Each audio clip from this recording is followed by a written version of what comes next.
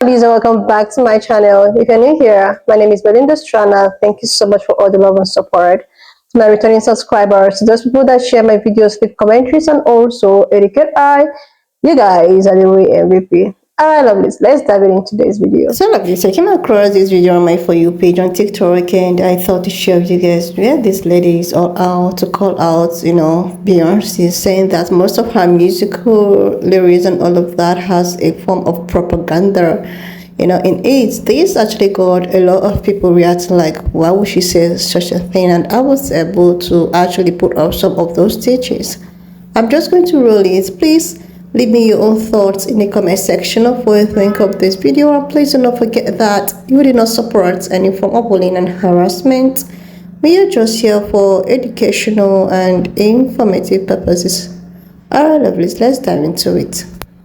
Beyonce creates propaganda, and to a certain extent, that is okay, before you come at me with your fucking pitchforks, but let's talk about it. First of all, let's talk about what propaganda is.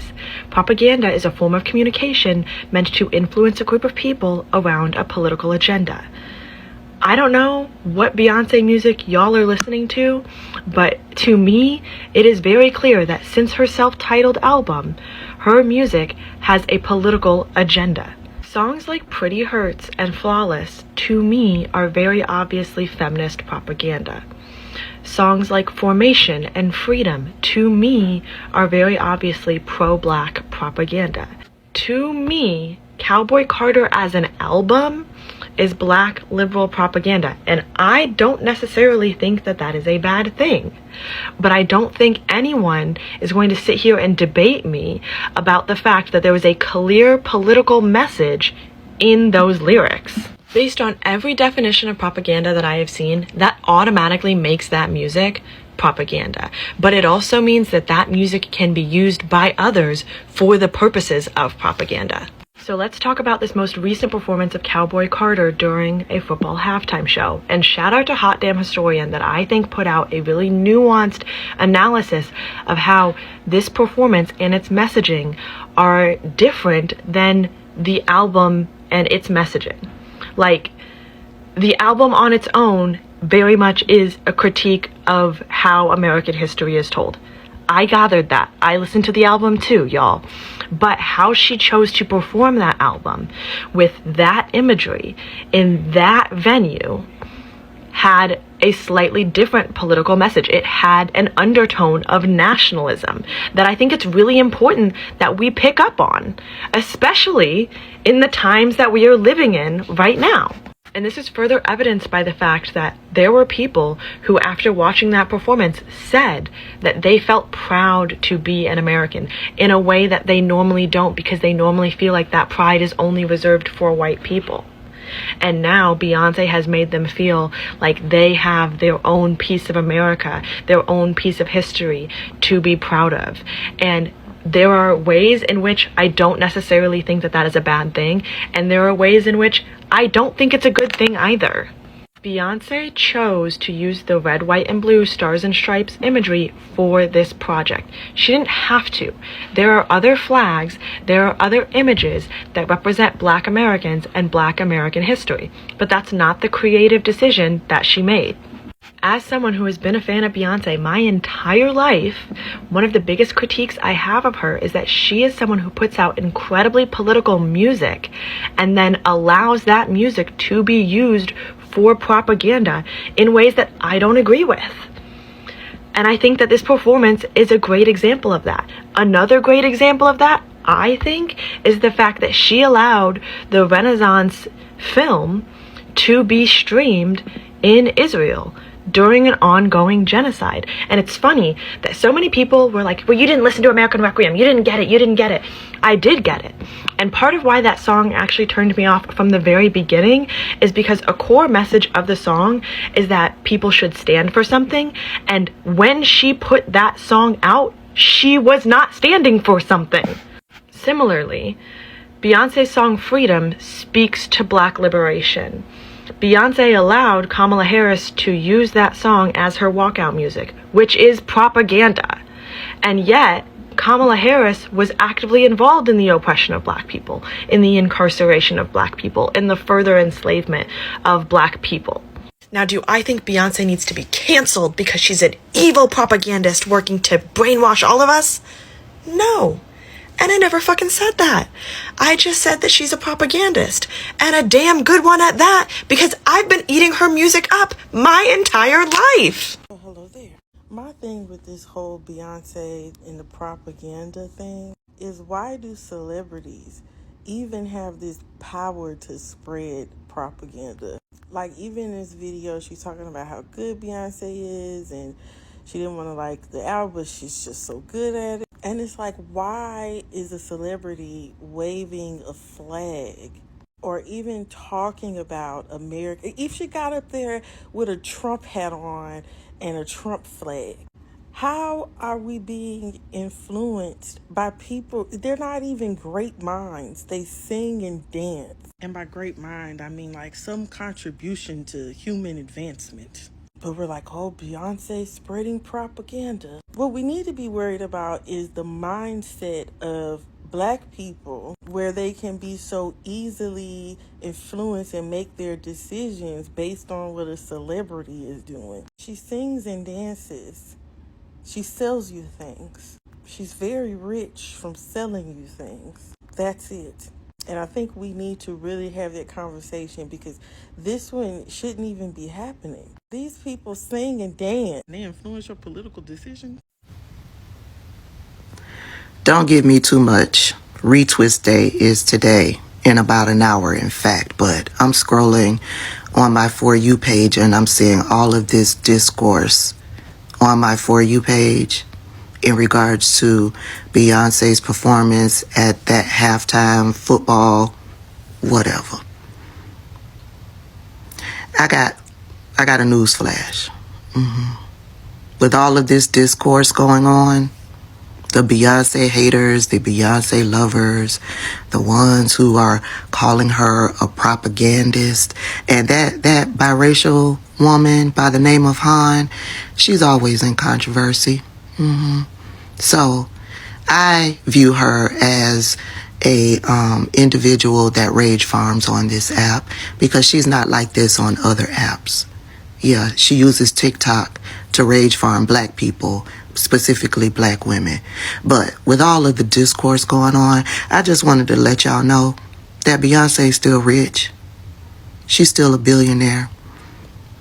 And nothing y'all say will change that.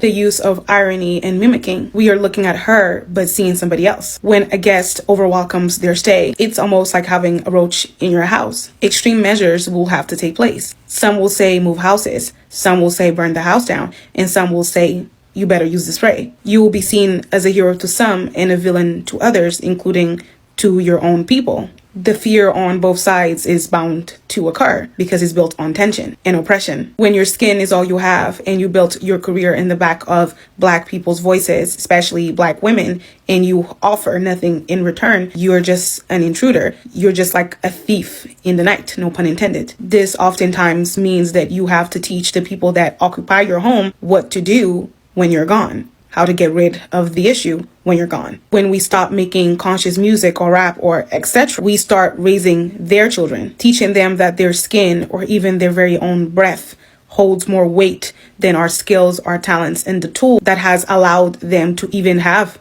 that said privilege of their skin color. When you are in trouble or lost, find a black woman, but who protects and saves the black woman. The album is not about Beyonce, but the foundation that the revolution was supposed to be televised, and it was, and then it stopped. When one reaches a level that Beyonce has reached, she is the perfect candidate for this cause. In every group or organization, everyone has different parts of the job. We look at the Black Panthers, and some were in the field and some were making music. It's reverse psychology at its finest. When you search the American flag, this picture will come up. When you search the iconic song Jolene of Dolly, Beyonce's version now will come up. When you search up cowboys, now the album Cowboy Carter will come up. The Beyonce we know is not the Beyonce that the next generation will know, unless people are teaching their one-sided hate that they have for Beyonce to said children or said class. The fetish of pain is the best dish served in many households, but specifically the Black households. There's simply no space for Beyonce, as she has not earned the deserved humiliation and failed in her career yet in people's eyes as a Black woman to have space for her. They already burning the books and very important information about Black history, yet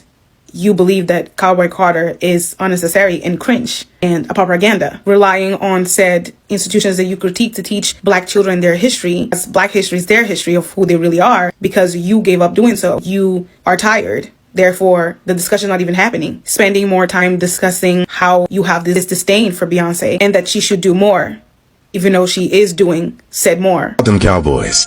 What you see here is a scene outside of North Little Rock High School in September of 1957. A group of white students are antagonizing and preventing a group of Black students from entering the school for the first time. In that crowd of white students is Jerry Jones. Now, if you're unfamiliar with American football, Jerry Jones is the owner of the Dallas Cowboys. Purchased the team in 1989 for $140 million. They're now worth $10 billion, and Jerry is worth $17 billion. Jerry was 14 years old at the time, and he claims that he was not with the group of students that were being antagonistic. He was just there to be curious. Efforts of these white kids that were pushing back against the Black students were successful because these Black students were forced to turn around and go home, and they were never admitted to the school. North Little Rock High School would not be desegregated until 1964, 7 years later. Whether you believe Jerry or not, that's up to you. Irony of him being the owner of the foremost organization in the National Football League for 4 decades and never hiring a Black head coach is not lost on me. But Jerry Jones is still alive. He's 82 years old, and he was a part of this moment. After a little while of thinking about the situation with Han and looking at like what could be the motivations behind this backlash, right? You have this overarching, like, Beyonce is a cultural hero. You have the conversations about Texan Black culture, and I am a Black person from Texas, so I can say that Black culture in Texas does not exist outside of the microcosm of culture in Texas, which is very jingoistic and nationalist. But for Texas, the nation, not the nation of the United States of America. But that's a whole other story. And largely, the Black community has a tendency, a trauma response, if you will, to discard biracial or multiracial people unless they can be elevated high. There is a creator on this app, I think her name is Hannah, that is made a video talking about how Beyonce, her performance was like propaganda, or the music she's making is propaganda. And I can appreciate the thought that is going behind that. I love me some discourse. I don't personally agree, and I just want to talk a little bit about why. Propaganda, I think, is a very, I don't think it quite hits the mark in describing what it is that she's doing. Propaganda is usually some kind of messaging or visuals that is used to push people to align with a certain political agenda, a lot of times in a misleading way. And I think a lot of times I feel like it's pretty safe to say a lot of people understand the negative connotation around propaganda, like that term. And I personally think it's a little dangerous to kind of paint what she's doing as propaganda. Like Cowboy Carter in within itself is an album that's talking about what it means to be American when you are not removing marginalized communities from that picture. So in this performance that she did for the halftime show, I personally, yes, there are definitely strong Americana themes in it, but the whole concept of it is painting this picture of what that looks like when you don't remove these marginalized communities from that conversation. So for me, being a Black woman from Alabama, when I'm watching it, there's a certain lens that I'm looking at it from than maybe somebody with a different identity. And for me, I see it as like, oh, this is my culture being put into the same context as what you would stereotypically consider to be American. And I don't think there's necessarily anything wrong with trying to kind of paint this picture or encourage people to think about America outside of this traditional stereotypical idea of what that is, like the white cishet America version of America. Because we're so removed as Black people from where we came from in Africa that if we do not identify with the country that we are currently in, we don't have a quote unquote home. So because of that, I don't think there's necessarily anything wrong with asserting that we are a part of this country as well. Now, asserting that does not mean that you're in love with the country and that you're in love with everything that we do, because I know for a fact a good chunk of us are not okay with how this country operates and what it has shown to mean to be American. But I think that when it comes to like, hey, this is propaganda or whatever, even if you're trying to paint it in a more positive light, it is kind of characterizing it in a way that makes it come off as not genuine, in a way that I don't agree with. And that's how it's come off to me, at least personally. And I don't think that trying to show that we are a fundamental part of this country is a negative thing or aligns with any form of like propaganda. So, because if you start to say that about what she's doing, then you can say that about a lot of different things. Now, has she, like, depending on your politics, can you look at things that way? Sure. I mean, if you don't like Kamala Harris and what she's doing, if you want to say like, oh, Freedom, her song, Beyonce's song Freedom, being used as her like walkout song, you can say that that is some form of propaganda, or it's being used in a form of propaganda, but eliminate it within itself is not. So I don't think that speaking to an experience that is now in this context tied to America, I don't think that inherently makes it propaganda. And I feel like even the thought process or approach to look at it as propaganda, because it is tied to American culture, is kind of speaking to the issue that she's trying to tackle, which is that like our culture is taken from us and it's perverted into this thing that it's not, and removes us from it, which is why she's doing this not country album, it's a Beyonce album still, you get what I mean? Like, she's doing this whole album to be like, hey, we are a part of this too. So I don't know, I struggle with equating her demonstrating our culture in this context of America as propaganda, because it's in some inadvertent way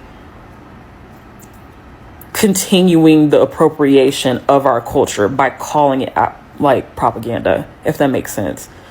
I don't know. This is I don't know if I'm explaining this well, but I don't like the idea of characterizing it that way, even though I do appreciate the thought behind it, but I just don't look at it the same way. But at the same time, like, everybody looks at things differently, so I think this just highlights how art is subjective, and you cannot look at it objectively, and you're going to see it through your own personal lens and your own personal experience and that kind of thing. So I don't personally have an issue with looking at it differently than I personally do, but it's just a thought or perspective I wanted to offer in this conversation. But either way, the performance slapped, and I think she said that too. So we good, but just a thought. Like, seriously, lovelies, this whole Beyonce and propaganda thing with her, which actually take all of the social platforms reacting. People are actually bent on, setting records straight, left, right, and center. But the thing is that the good thing about all this thing is Beyonce herself wouldn't say that she's not seeing all of the things that is happening, and she's just all cool, minding her business. Like, why is it that people would just, come out and start talking about someone who maybe minding her business and maybe, I don't know. She said that Beyonce's kind of music or lyrics has some kind of, political propaganda in it, which I have personally never even taken any notice. Maybe if it has, then it all depends on how to, actually defend that claim. But the thing is that what I see is a woman who is actually successful doing her thing, focusing on her family, no matter all of the ups and downs in her that surrounds her and her family and all of that. And the thing is that as a woman, especially if you're a colored person and you are doing so well and good and all of that in terms of finances and all of that, it often do not really sit well with a lot of people. So thereby people will always look for a way to put fingers at you or to blame you for something, or to just try to like bring your legs outside, even if you are just doing your thing and minding yourself or minding your business. You know, with Beyonce and everything that is happening with Beyonce, what I see is that she is still just, you know, she's super rich, still rich, just the way at which my, you know, sister said that political by Tabitha. She was like, she's still super rich, no matter anything you say. She's still doing her thing that she's doing. So if you're all here talking about how most of her whatever is propaganda, and you are still saying that even if it's nice, that means you don't even know where you stand. Like you can't even stand up on your feet. You are, in the other hand, calling it that it has so many propaganda, political whatsoever in it, on the other hand, which is so good. Like, oh my goodness, some people will just wake up in the morning and just look for someone to, you know, use as sun to bring themselves out there, even if this person is not looking at you. The thing is that propaganda or no propaganda, this lady you are calling out, she's still doing her thing. She's super, you know, healthy, and even if it has political whatsoever, even if any political decision is going to affect any individual, it's probably will not even affect her. All of the inflation, blah blah blah, it's not going to affect her or her family or whatsoever.